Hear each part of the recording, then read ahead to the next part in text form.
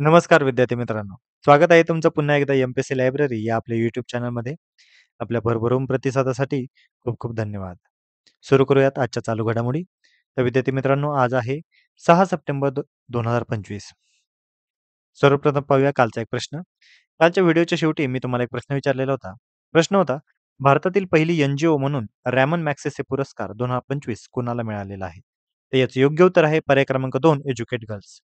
तर विद्यार्थी मित्रांनो, आपण कालच्या व्हिडिओमध्ये याबद्दलची अतिशय महत्त्वपूर्ण अशी बातमी ऑलरेडी कव्हर केलेली आहे. तुम्हाला याबद्दल जर अजून डिटेलमध्ये जाणून घ्यायचं असेल, तर तुम्ही कालचा व्हिडिओ पुन्हा एकदा पाहू शकता. रॅमन मॅगसेसे पुरस्कार 2025 मी आता थोडक्यात पुन्हा एकदा सांगतो.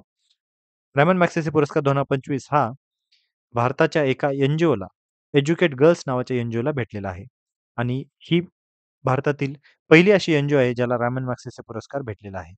त्यामुळे परीक्षेच्या अनुषंगाने ही फारच महत्त्वाची अशी घटना ठरते. कारण एज्युकेटेड गर्ल्स ही शैक्षणिक क्षेत्राशी निगडीत संस्था असून त्याला आता पुरस्कार भेटलेली ही पहिली रॅमन मॅगसेसे संस्था आहे. त्यामुळे आपल्याला याबद्दलचा प्रश्न 100% विचारला जाऊ शकतो. आता आपण आजचे दिनविशेष पाहून घेऊया. 6 सप्टेंबर 1965 पहिल्या भारत-पाकिस्तानची युद्धाची सुरुवात झालेली आहे. आपल्याला माहीतच असेल भारत आणि पाकिस्तानमध्ये साधारण 3 ते 4 युद्ध झालेले आहेत. 1965 साली पहिले भारत-पाकिस्तान युद्ध झाले होते. त्या अगोदरही 1947 साली ज्यावेळेस भारताला स्वातंत्र्य भेटले होते, त्यावेळेस देखील भारत आणि पाकिस्तानमध्ये थोड्याफार प्रमाणात युद्ध युद्ध झाले होते. परंतु मोठ्या प्रमाणावरचे 1965 चे पहिले युद्ध समजले जाते. तर त्या युद्धाची सुरुवात आजच्या दिवशी 6 सप्टेंबर या दिवशी झालेली होती. त्यानंतर 1971 ला दुसरे युद्ध झाले होते, ज्याद्वारे बांगलादेश देशाची निर्मिती झाली होती. त्यानंतर 1999 ला कारगिल युद्ध झालेले होते, ज्यामध्ये देखील भारताचाच विजय विजय झालेला होता. त्यानंतर ठराविक कालावधीने 2016 साली उरी हमला, त्यानंतर 2019 मध्ये त्यानंतर आता रिसेंटचा जो आपण ऑपरेशन सिंदूर जे लॉन्च केलेलं आहे. म्हणजे हे छोट्या-मोठ्या घटना आपल्या झालेल्याच आहेत भारत-पाकिस्तान दरम्यान. परंतु मोठ्या स्केलवरचे जे युद्ध आहेत, हे 1965, 1971 आणि 1999 हे तीनही समजले जातात. त्यातील पहिले युद्ध 1965 हे आजच्या दिवशी म्हणजे 6 सप्टेंबर या दिवशी सुरुवात झालेले होते. त्यानंतर दुसरे म्हणजे महत्त्वाचे म्हणजे 6 सप्टेंबर 1766 इंग्लिश भौतिक व रसायनशास्त्रज्ञ जॉन डाल्टन यांचा जन्म. आपल्याला माहीतच असेल रसायनशास्त्र म्हणजे आपल्या केमिस्ट्रीमध्ये जॉन डाल्टन यांचं नाव खूप आदराने घेतलं जातं. कारण अणूच्या सिद्धांताबाबत सर्वप्रथम मत त्यांनी मांडलेले होते. म्हणजे अणूची निर्मिती कशी झाली, अणूच्या अंतरंगामध्ये कोणकोणते घटक असतात, याबद्दलची माहिती सर्वप्रथम जॉन डाल्टन यांनी मांडली आहे. आणि आपल्याला माहीतच असेल कंबाईनचा अभ्यास करताना किंवा एम-पी-एस-सीचा अभ्यास करताना ज्यावेळेस आपण विज्ञानातील रसायनशास्त्र म्हणजेच केमिस्ट्री या पार्टचा ज्यावेळेस आपण स्टडी करतो, त्यावेळेस आपल्याला यांचं नाव नक्कीच आपल्याला अनुभवायला मिळालेलं असेल. त्यानंतर आता आपण आपल्या आजच्या चालू घडामोडींना सुरुवात करूया.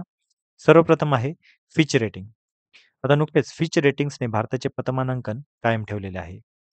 ही अतिशय महत्त्वाची अशी भारताच्या दृष्टीने महत्त्वाची बातमी आहे आणि एकंदरीतच आपली अर्थव्यवस्था किती स्ट्राँग आहे, हे यातून आता सिद्ध होत आहे. जागतिक पतमानांकन संस्था फिच रेटिंग्सने भारताचे बी-बी-बी मायनस म्हणजेच स्टेबल असे सार्वभौम मानांकन कायम ठेवलेले आहे. म्हणजे या अगोदरही बी-बी-बी मायनसच होते, ते आता त्यांनी कायम ठेवलेले आहे. जी व संरचनात्मक सुधारणा यामुळे 2025-26 मध्ये भारताची अर्थव्यवस्था 6.5% वाढणार असा अंदाज या फिच रेटिंगने मांडलेला आहे. S&P कडून 18 वर्षांनंतर सुधारणा झाल्यानंतरची ही दुसरी उत्साहवर्धक बातमी आहे. आपल्याला माहीतच असेल, मी मागील काही दिवसांपूर्वी म्हणजे 17 किंवा 18 ऑगस्टच्या दरम्यान मी S&P म्हणजे स्टँडर्ड अँड पुअर या कंपनीकडून किंवा या रेटिंग्सकडून भारताचे पतमानांकन वाढले होते. ही न्यूज देखील आपण कव्हर केलेली आहे. त्यानंतर आता फिच रेटिंग्सने सुद्धा भारताच्या बाबतीत एक पॉझिटिव्ह असे मत त्यांनी मांडलेले आहे. एप्रिलमध्ये घटवलेला अंदाज फिचने सुधारून पुन्हा वाढीवर शिक्कामोर्तब केलेले आहे. भारताच्या दृष्टीने जमेची बाजू म्हणजे मजबूत अर्थव्यवस्था, स्थिर बाह्य वित्तपुरवठा, दरडोई जीडीपीतील वाढ ही भारताच्या दृष्टीने जमेची बाजू आहे. तर भारतासमोरची आव्हानं काय आहेत? तर सरकारवरील वाढते कर्ज हे भविष्यातील धोक्यांपैकी एक आहे, असे फिच रेटिंगने सांगितलेले आहे. ट्रम्प यांच्या आयात शुल्क वाटाघाटीनंतर कमी होण्याची शक्यता आहे. तरीही टॅरिफ जोखीम कायम असणार आहे, असे फिच रेटिंगने सांगितलेले आहे. तर विद्यार्थी मित्रांनो, आपल्याला परीक्षेच्या दृष्टीने असा आता प्रश्न विचारला जाऊ शकतो. कारण हे दोन्हीही ज्या संस्था आहेत, ज्या रेटिंग्सच्या संस्था आहेत, या दोन्हीही चर्चेमधील संस्था आहेत आणि या दोन्ही संस्थेने भारताबाबतचे पतमानांकन आता पॉझिटिव्हली ठेवले आहे.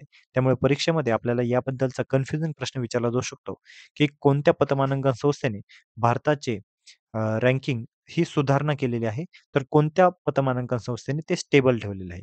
त्यामुळे आपल्याला दोन्ही गोष्टी माहिती असणं गरजेचं आहे.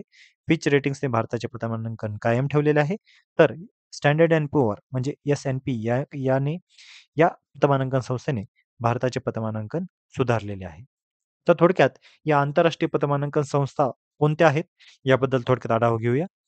S&P म्हणजे standard and poor global rating याची स्थापना 1860 साली USA मध्ये झाली आणि याचे मुख्यालय न्यूयॉर्कमध्ये आहे. याचा रेटिंग स्केल ट्रिपल ए ज्याला सर्वोच्च ते डी म्हणजेच डिफॉल्ट अशा पद्धतीचा दिला जातो. त्यानंतर दुसरी महत्त्वाची पतमानांकन संस्था आहे मूडीज इन्व्हेस्टर सर्व्हिस. याची स्थापना 1909 साली USA मध्ये झालेली आहे, ज्याचे मुख्यालय देखील न्यूयॉर्कमध्येच आहे. याची 21 ग्रेड्सची प्रणाली आहे, जी AAA ते सी अशा दरम्यान ठरते. त्यानंतर तिसरी रेटिंग आहे फिच रेटिंग्स. याची स्थापना 1914 साली USA झाली आणि पुन्हा एकदा याचं मुख्यालय देखील न्यूयॉर्क व लंडन या ठिकाणीच आहे. आता या झाल्या आंतरराष्ट्रीय पतमानांकन संस्था. परंतु भारताच्या देखील पतमानांकन संस्था काही आहेत, ज्या आपल्याला अर्थव्यवस्था या घटकामध्ये विचारल्या जाऊ शकतात. सेबी म्हणजेच भारतीय भांडवली बाजार नियामक यांच्या देखरेखीखालील प्रमुख पतमानांकन संस्था कोणत्या आहेत? तर सगळ्यात पहिली महत्त्वाची म्हणजे क्रिसिल. ज्याचा लाँग फॉर्म आहे credit rating information services of India limited. He standard and पुअरची उपकंपनी आहे. त्यानंतरची रेटिंग कंपनी आहे care rating. G credit analysis and research limited या पद्धतीची पतमानांकन संस्था आहे. तिसरी आहे Iqra ICRA G investment information and credit rating agency. यामध्ये Moody'sची भागीदारी आहे आणि शेवटची आहे इंडिया रेटिंग अँड रिसर्च जी फिचची उपकंपनी मानली जाते. तर या होत्या पतमानांकन संस्था. या पतमानांकन संस्थेमध्ये आपल्याला अर्थव्यवस्था या घटकामध्ये प्रश्न विचारला जाऊ शकतो. त्यामुळे आपल्याला याबद्दलची माहिती असणं खूप खूप गरजेचे आहे. त्यानंतर पुढची महत्त्वाची अशी चालू घडामोडी म्हणजे रेल्वे ट्रॅकच्या दरम्यान आता पोर्टेबल सोलर पॅनल एका ठिकाणी बसवलेले आहेत. ते ठिकाण म्हणजे वाराणसी. वाराणसी हे भारतातील पहिले शहर बनलेले आहे, ज्याने रेल्वेच्या ट्रॅकच्या दरम्यान पोर्टेबल सोलर पॅनल बसवलेले आहे. याचं ठिकाण आहे Banaras locomotive works, Varanasi, Uttar Pradesh. 70 metre लांबीच्या रेल्वे ट्रॅकवर 28 पोर्टेबल सोलर पॅनल्स बसविण्यात आलेले असे आहेत. एकूण क्षमता याची आहे 15 किलोवॅट पीक म्हणजे KWP इतकी आहे. ही प्रणाली दररोज सुमारे 67 युनिट वीज निर्माण करू शकते. प्रति किलोमीटर 880 युनिट्स विजेचे उत्पादन हे होऊ शकते. प्रकल्प हा जो प्रकल्प आहे, हा भारतीय रेल्वेच्या 2030 पर्यंतच्या नेट झिरो कार्बन उत्सर्जन ध्येयाला पाठबळ देतो. त्यामुळे आपल्याला या परीक्षेमध्ये असा प्रश्न विचारला जाऊ शकतो, की भारतातील कोणत्या शहरामध्ये रेल्वे ट्रॅकच्या दरम्यान पोर्टेबल सोलर पॅनल बसवलेले आहे? तर याचं योग्य उत्तर असेल वाराणसी. त्यानंतर पुढचं महत्त्वाची अशी आहे, ती म्हणजे युरेनसचा 29वा चंद्र. आता हे युरेनसचा 29वा चंद्र हा नुकताच नासा या संस्थेने शोधलेला आहे. अ, हा जो युरेनसचा 29वा चंद्र आहे, हा जेम्स वेब स्पेस टेलिस्कोप या टेलिस्कोपद्वारे शोधला गेलेला आहे. याचं नाव आता नासाने ठेवलेलं आहे S/2025 U1. हा युरेनसचा 29वा चंद्र असून याचा अंदाजे व्यास हा 10 किलोमीटर इतका आहे. याची कक्षा आहे युरेनसभोवती सुमारे 56,000 किलोमीटर अंतरावर हा परिभ्रमण करतो. आता याचे महत्त्व काय? तर युरेनसच्या उपग्रहांची ही संख्या वाढलेली आहे. इतक्या लहान व्यासाचा म्हणजे 10 किलोमीटरचा चंद्र शोधणे हे आधुनिक तंत्रज्ञानाचे यश समजले जाते. जेम्स वेब टेलिस्कोपच्या अचूकतेचे हे उत्तम उदाहरण आहे. तर विद्यार्थी मित्रांनो आपल्याला याबद्दलचा देखील प्रश्न विचारला जाऊ शकतो. त्यामुळे ही बातमी देखील आपल्याला परीक्षेच्या अनुषंगाने खूप खूप महत्त्वाची ठरते. तर विद्यार्थी मित्रांनो, या होत्या आजच्या चालू घडामोडी. आजच्या अतिशय महत्त्वाच्या चालू घडामोडीवर आधारित आज आपण एक प्रश्न पाहणार आहोत. नासाने नुकत्याच कोणत्या ग्रहाचा एक नवीन चंद्र शोधलेला आहे? मी आत्ताच ही न्यूज कव्हर केलेली आहे. अतिशय सोपा प्रश्न आहे. तर याचं सर्वांनी तुम्ही या अतिशय सोप्या प्रश्नाचं उत्तर कमेंटमध्ये द्यायचं आहे. योग्य कमेंट देणाऱ्याला नक्कीच लाईक देखील देण्यात येईल.